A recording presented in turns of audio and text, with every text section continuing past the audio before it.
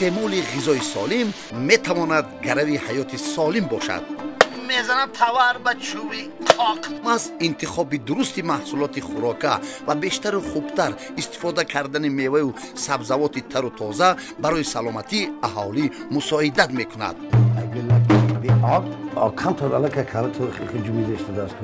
همین نقطه را به نوبت گرفته برنامه نوی لذت خان دیار پیشنهاد شما هموطنان عزیز.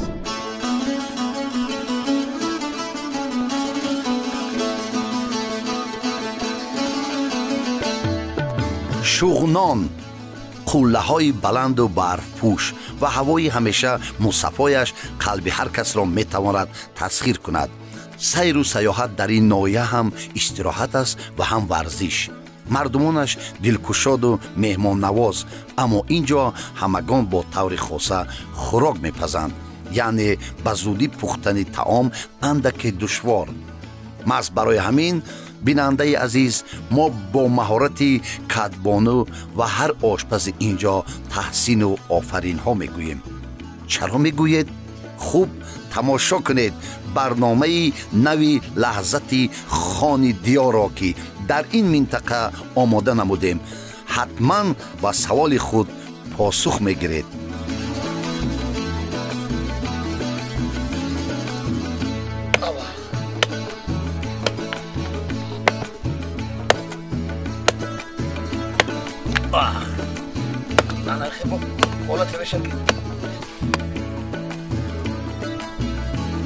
تمام شکستم. التماس معلمه میمون حرمت کردن در کار. رفتیم برنامه را سر میکنیم. اول دستاتون نشلیم؟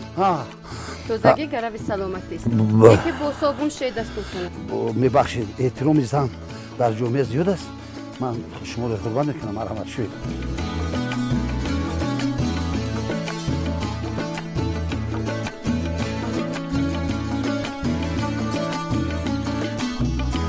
نوبت من چونانی که معلمه گفتن در هر نمایش باز ما تاکید میکنیم خوشبختانه این را باید فراموش نکنن. هر لحظه من بین پنجه ها با صابون تازه گیگن تازگی. این چی حسن است گفته است. از دیدنش دیوانه گردیدم. معلمه جان رفتیم برنامه را آغاز میکنیم تا بینمو دیوانه تر گردم. بام جهان، قوله اسماعیل سامانی، درگاه دانشمندان، هنرمندان شناخته، قدمجاه مبارکی هر یک مهمان که برابر قدم گذاشتن مهمان نوازی میکنن مردم سربلند ولایت مختار کوهستان بدخشان. بله، ناحیه شغنان، جماعت پاشنیو، دهه مدینشور. خوش آمدید. سلامت باشید. در بسیار حالت ها باور کنید تا اینجا رسیدن نام های ده های خوندیم که یعنی مقصد از اون که معنای این ده چی باشد. خوشبختانه یعنی ده چی گفتید نامشه؟ مدینشو. این معنی مرکز بین، یعنی مرکز همون ده ها کوچه هایی که در اینجا جایگیر شدن. بعدا به این سخن برمیگردیم. قهرمان امروزه ما معلمه هستید؟ خب شناس میشه. من جمشید حلیم. من معلمه یورمحمد ولیلو هستم. در مؤسسه تحصیلات میانه عمومی رقم 12 درس میدهم. معلمه زبان انگلیسی. سلامت باشید. سلامت باشید. امروزا مهربانی به اون خاطر هست که بینیم در سر دسترخوان یعنی تمام میوه ها، سبزیجات، این چی؟ توت قوق. اینجا یک چیز عجایب دیگر خیلی باره میگم چهارمغز، این ارد، شیرینی یعنی شکر، پیاز، کبوتی و زردآلو خشک، خب و کدو. و اینجا اساسی این چی است؟ این اساسا امروز ما اطلاعی که تیار میکنیم با زردآلو و برای اون که وقتی برنامه را نگیرد ما پیشکی زردآلو را تیار کردیم جوشاندیم. سلامت باشید. تشکر. نام خوراک ما چی می شود؟ نامش چی است؟ اطلاعی زردآلو. یعنی ببینید بهترین لحظه است که برای یعنی خان امروزه لحظت خان دیار باری اول میشنویم که با زردالو الکی که معلمه وقت نگیرن آماده کردن، یعنی من نمیدونم جوشوندن تر کردن در آب اوتاله با زردالو میشود. خب از چی شروع میشود آماده کردن همین اوتاله؟ این چی خیلی شروع میشود؟ اول چیکار میکنیم اساسا آماده کردن این اوتاله از اون شروع میشود که ما از اما پیش باید زردالوی قوق رو گرفته وای رو شویم، تازه کرده شویم وای رو، بعد در آب انداخته در آتش معتدل باشد و 10-15 دقیقه میجوشانیم تا که زردالو پزه در اونجا پخته میرسد. آبش رنگ یعنی دیگر آب زردالو رو میگیرد. آب زردالو رو میگیرد. من همینجا حیران اوتاله که گفتید من فهمیدم که مثلا اوتاله وای میکنن روغنی میکنن شیری میکنن، هم خیلی باز اوتالهای دیگر خیلی زیاد است، سرخ میشود. ارد دیدم اینجا، یعنی با همین زردالو این ارد استفاده برده میشود معلمان؟ البته ارد استفاده برده میشود. ارد ما در یک کاسه دیگر ارالش میکنیم، بعد با زردالو ارالش میکنیم تا که میپزد، بعد میشود زردالو اوتاله و اساسا وای رو با شکر. شما میتوانید معلمان از طرف ارد گذارید، بسیار خوب میشود. از بالا طرف ارد میگذارید نباشم. هر لحظه وقتی در کوهستان میشید ببینید صدای باد، حتی صدای بلبل، این صدای چی پرنده است؟ صدای اکا. درست، یعنی وقتی اکا صدا میکند، اکای دم دراز، این خبری خوش میبیاردم. من میمون هستم، من باید علوب را درگیرونم معلم. چیکار کنم؟ گوگرد گیرین علاوه درگیرونید. وای توبه. انا رفیقی دیده حتی نمیگه که مرحمت گوگرد گیرید علاوه درگیرونید، میگه گوگرد گیرید علاوه درگیرید. تشکر. های مرحمت کرده گیرید. مرحمت کرده. تمام فهمیدم. شما مرا فهمیده که فهمیدم که فهمیده که فهمیدم، فهمیدم که فهمیده که فهمیدم. با فکر آن خوراک من خدا میپزم چی علاوه درگیرید. چه خیلی آمیخته میکنید؟ وزیران این زردالو رو میگیریم. حالتی که علوب در گرفت یعنی زردالو که پیشکی موجود شد.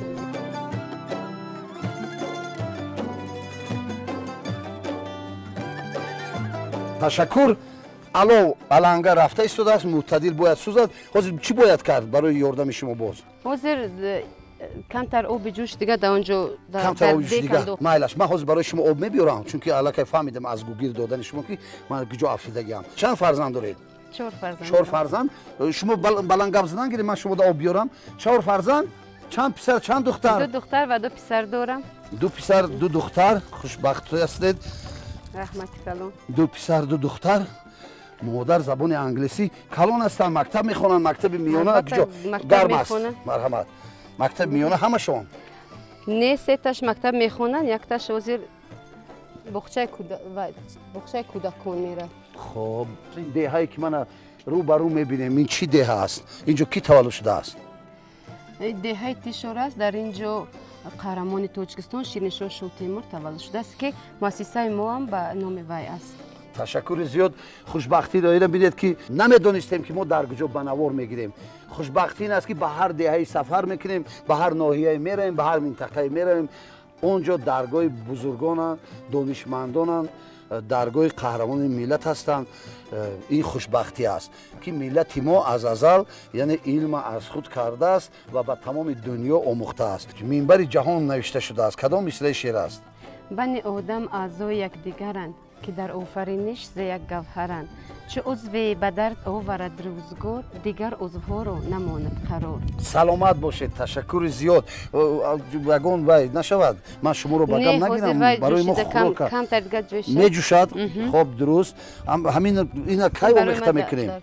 حاضر بعد یک قید جوشد از اونجا کمتر. سلامت باشید. سلامت باشید. این بهترین لحظه است. بعد شما حاضر که کودک گفتید دخترچه پسرچه تون ببخشید در باغچه هست، همین اعلا یکی از رکنهای بهترین برای مادر تاجیک است که اعلا میگوید فرزند خود را مثلا مادرای ما وقتی اعلا میگفتن کودکم خوب میبرد به درجه اعلا میگفتن که میبخشید پدرشون هم خوب میبرد الله الله الله الله ای خوی بچم برای الله الله ای کلان شوه پهلوان شوه قهرمان شوه ای یاردمچی مادر و پدر شود با بهای خوب و اعلا خواند نامبرداری وطن شود اعلا میگم الله. انا شما با لهجه خودتون چی اعلا میگید؟ خونم پوچک لای لای باشم پوچک لای لای لای خوش روی پوچک لای لالای ما پوچ جن لالای خودتان برد میخور میاد مهربانی مادر دیده در حالت خواب بود گفتم من خواستم خودم و چون در آغاز نمایش گفتم با پایان حالتی هم مهربانی مادر دیده حتی به من وای کردن یاردم کردن مرا داشتن من میبینم که دیگ به درجه جوشیده ایستاده است یا علا بلند نباشد من بر خوراک آخرانش در جوابگر نشوم معلم. خب چیکار کردن حضور کمتر زردالو را میگیریم عدیل نوای لط میزنیم تو که مزه زردالو برود و باز گشته در دیگ میاندازیم. تا مرحمت گرفتن گیرید من معلم یاردم میتیم حالت بسیار آبش هم گیرم کمتر گیری انش گیری نمیرشید تمام تمام یک قیدگه زردالوش گیریم. این در تعجب نمانید اساسش همین که این زردالو همه محصولاتی هستند که محصولات خودی همین دهه همین خیلی این زردالو از کجا گپ زنید؟ زردالو از باغ خودمون. زردالو یعنی از باغ همین دهه. خب انا این حالت ببینید یعنی با زردالو را لط میزنیم تو که مزه زردالو با پورگی برویه. زردالو را لگ زده ایستادن دانه هایش من میبینم جدا شد. چخیل این اوتالا میشود که بعد خوردن در دانه این چخیل؟ وقتی خوردن دایدان تو میگیریم جدا میکنیم. یعنی برای طعمش مناخ شدن برای خوردن یگون خلل نمیرساند درست مغزش یعنی در همونجا میستاد. چیکار کنم اکو؟ حاضر گشته در دیگ میاندازم. خود احتیاط شوید برای خلل نرساندن بیا این شی من دارم. چی میگید شما اینو؟ چپ چپ چپ چپ این قشقی چوی میگیم کاولز میگیم در اینجا چپ رو من میدارم.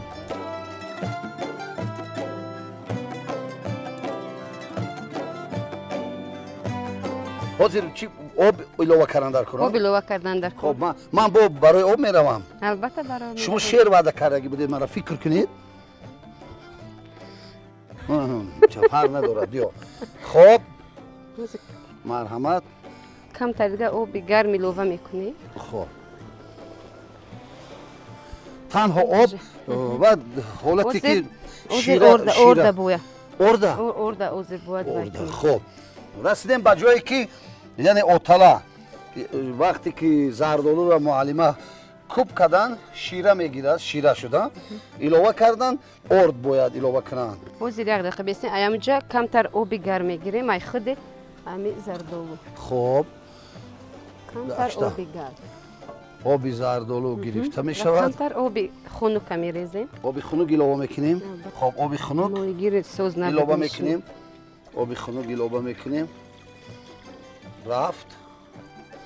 خب تشکر. چی باید کرد؟ چیب ماتی. چیب مارتی. چیب رفت.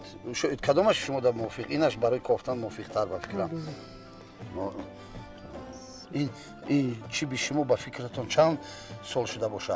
10 سال. من برای شما چیب آوردم. این روز من مهمون موزه شهر خاروق بودم. دیدید این چیبه؟ این زیاده از 100 سال. برای ما گفتم برای برنامه التماس کردم این چیبه همراه ندک طبق که اینجا گذاشتگیم بسیار تاریخی. خب حالتی تیار کردن اوتالای زردالوگی همین خیلی خطا نکنم با خمیر تیار کرده می شود یعنی اردو تیار کرده می شود. تنوق درست اردو تیار کرده می شود. همه در ما هم اردو میگیم. انا کن این آبش کمتر با فکرم آب بیارم. کمتر دیگه آب ریزی میشه. کمتر دیگه آب خنک باشه میشه. آب خنک. هم معلومش برای چه هیجان موندید؟ қариб ки бо чанд қадар илова кунам шумо гӯед бас як бора кимчи афтед барои чи ҳаяҷонда мондед чизеро партофтед ноҷа барои ҳамин вай ман напартофтам вай афтед аз сабабе ки шуморо аз аввали намоиш маҷбуран ба хоҳиши худам не алоба даргирон ин кораку эҳтиёт шав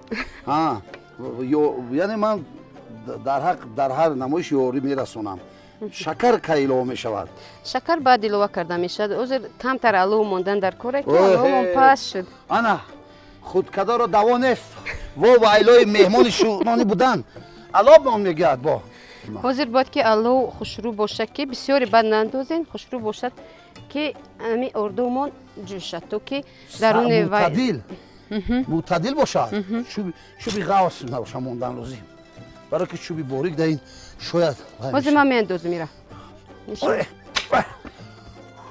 монума кордова марҳамат хуб дар ҳолате ки аллакай зардолуи мо хело ҷӯшид муаллима онро ширадор кардан инҷо ордоби тайёркардагиро илова кардем ин лаҳзаи беҳтарин аст алоба кам кунам чӣ кор кунам алоб дар назарам зиёд шуд зиёд шудест ами чӯба гирем наҷа албатта гирем чӯба мегирам алоб кам чӣ кор кунам асари шакар давидам дар кор вой чӣ кори кардагим буд офарини занҳои меҳрубон модарои азиз ки дар гармӣ дар сари тавдон дедон хӯрок мепазанд нон мепазанд ба умед фарзанд тарбия мекунанд муаллимои азиза мушкилтар чандин фарзандои миллата дарс метиҳанд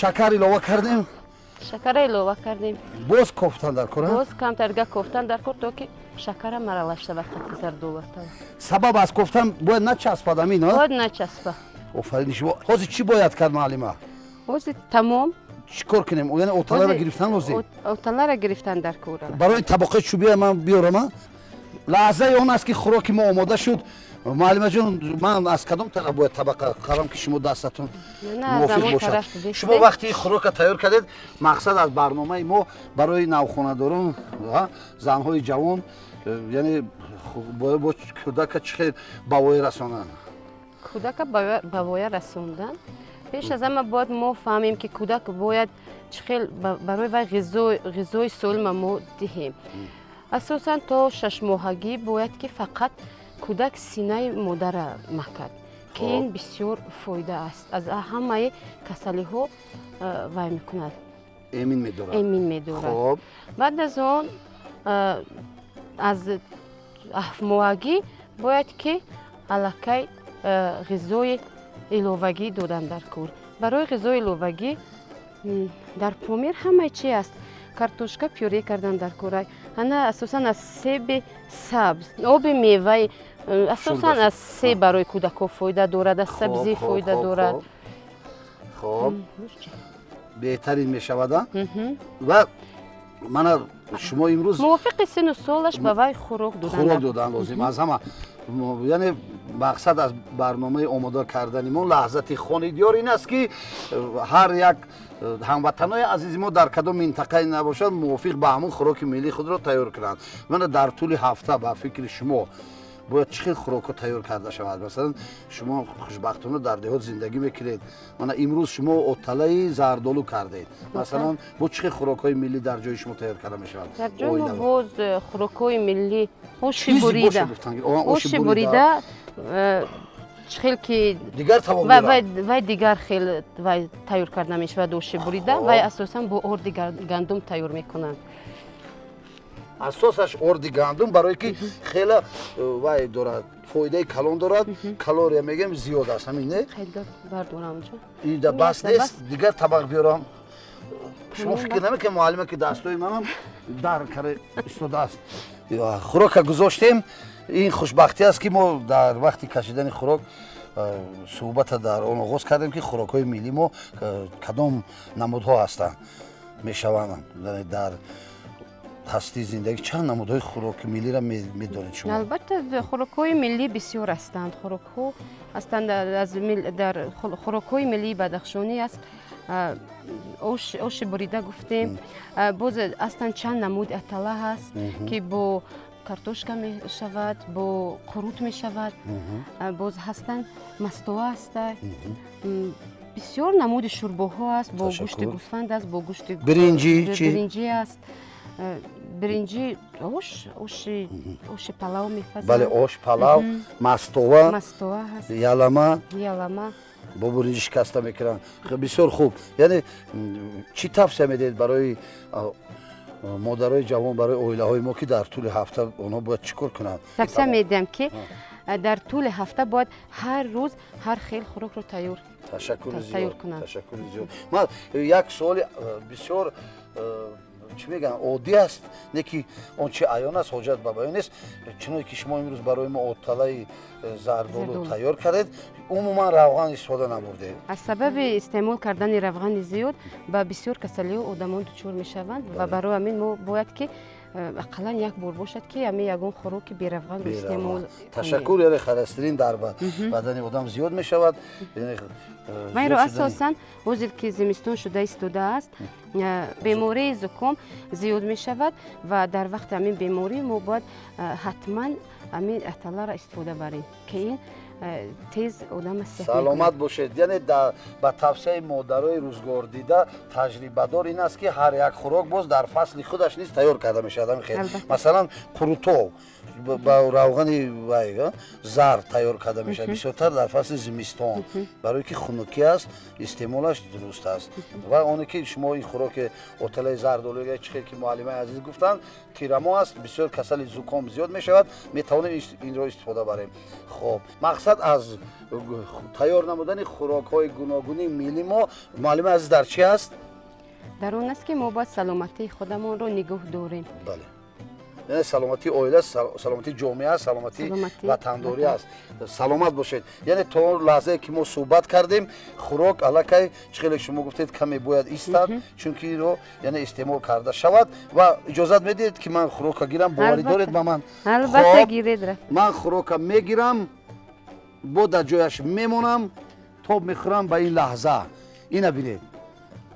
خب با اجازه معلمه پیش از اون که من انا رزق شما رفت معلمه جای خفگی نیست میبخشید من خواستم نه از اون من بود حتی من اینجا آب آماده کردم که مثلا وقتی ما خوراک استعمال میکنیم در تمام دهات در تمام خاندان ما وارد شدیم و از اون جایی که به این درگاه آمدیم یک 5-6 نمود سیب باور کنید بود و اینجا انتخاب کردن بنوار گیرنده و کارگردان ما یک جای بهترین که سیب است و این سیب خیلی میگویند شیرین و تروش.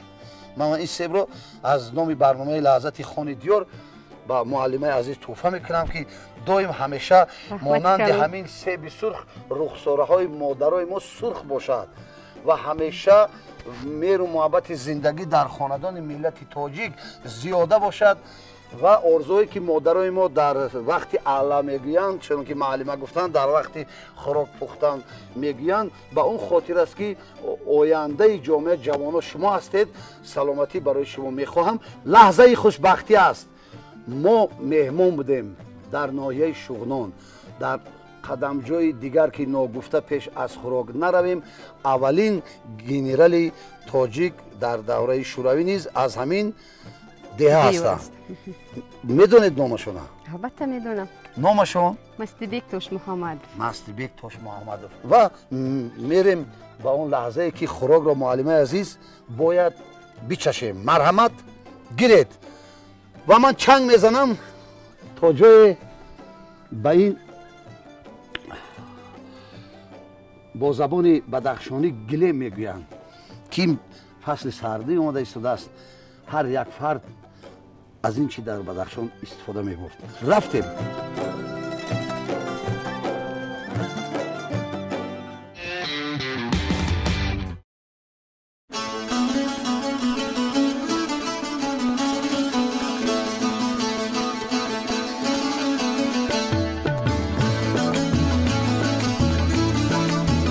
مقصد از آمدن ما طلب دیدار است.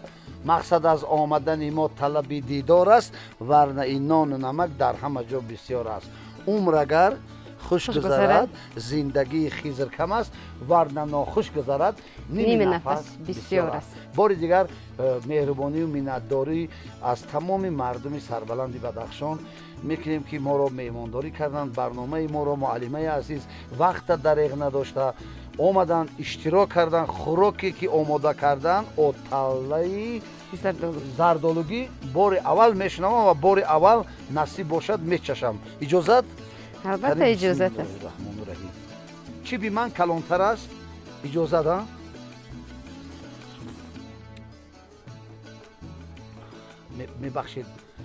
میبخشید خیلی نگاه نکنه گلو درست میماند. شما تبسم میکنم.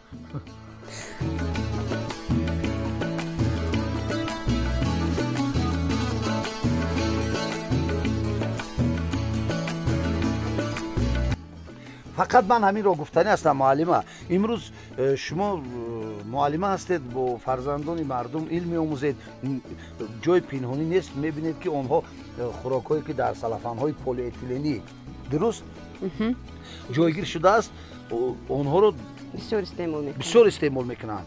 انا برای همین حالت من میخوام جای اومده است که سخن بگوید که از اونی که مثلا اون چیزای خشک خواه استفاده برن معده هاشون در میکنن، گرده‌ها میبینید در میکنن، هر حالت به بیماری گرفتار میشن. چی میگوید به همین فرزندای عزیز، به مادرای جوان؟ و مادرای جوان چنین گفتنیم که سلامتی که چیز قیمت است، اونو باید نگذارن که کودکاشون فرزندانشون همین چیزهایی که در مغازه میفروشند همین به مانند رولتون به مانند نمیدونم و بسیار پول فابریکاتو هستند، باید که اونو رو استعمال نکنند. تشکر زیاد در حق هر یک مادر در همه حالت اصلی زندگی که پروردگار مهر را در دل مادر آفریده است، همین آرزو دارد که فرزندش سالم باشد.